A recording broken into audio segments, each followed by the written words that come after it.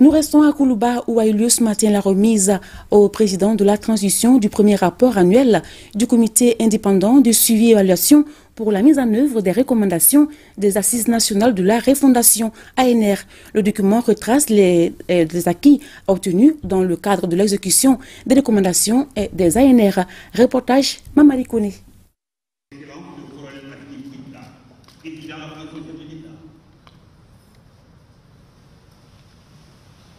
Environ un an après sa mise en place, le comité indépendant de suivi et évaluation pour la mise en œuvre des recommandations des Assises nationales de la refondation remet son premier rapport au président de la transition.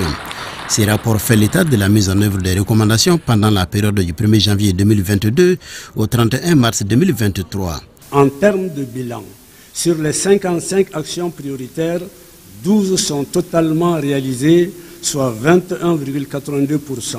Elle concerne la recomposition du Conseil national de la transition, la relecture de la loi électorale, le choix de l'élection échelon, région, cercle comme circonscription électorale et législative, l'intégration de l'imprescriptibilité des actions en matière de délinquance financière dans le Code de procédure pénale, la simplification de la procédure d'obtention et de délivrance de la carte NINA en nationalisant sa confection. La poursuite de l'équipement des femmes, l'instauration du service militaire obligatoire pour les nouvelles recrues. Sur les 55 actions prioritaires, 34 sont en cours de réalisation, soit 61,82%.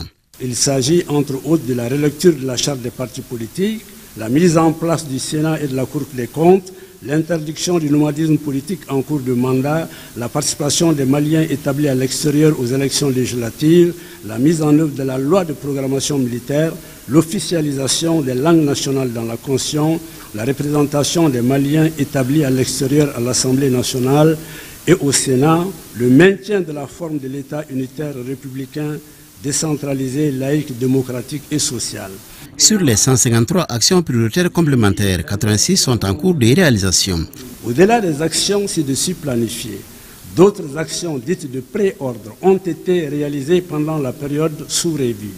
Il s'agit des actions initiées par le président de la transition dont la réalisation facilite ou détermine la mise en œuvre des actions prioritaires de la refondation de l'État. Ces actions concernent entre autres la signature des protocoles d'accord avec les partenaires stratégiques pour la construction de 2 usines de filature au Mali, la réalisation des œuvres sociales dans le domaine de la santé, de l'hydraulique, villageage, etc. Le coordinateur déplore la faible maîtrise des recommandations des assises nationales par les cadres des départements ministériels. C'est pourquoi il sollicite l'organisation des séminaires d'appropriation dans chaque département. Une minute de silence a été observée en la mémoire de Adama Konaté, ancien membre du comité et des proches collaborateurs du président de la transition, arraché récemment à notre affection.